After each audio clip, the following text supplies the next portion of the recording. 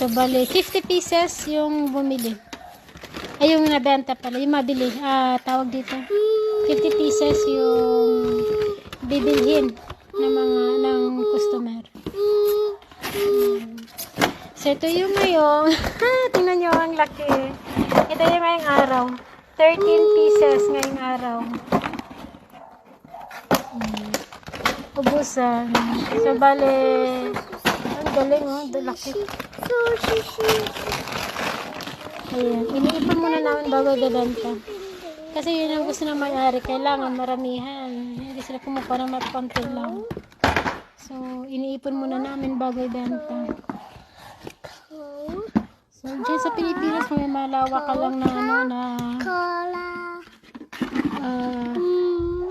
lupa. Pwede ka mag-alaga ng manok. Mabilis lang pala ang pag-alaga ng manok ang pagpapadami ng itlog. Bilisan lang. Pakainin mo lang sila ng pakainin.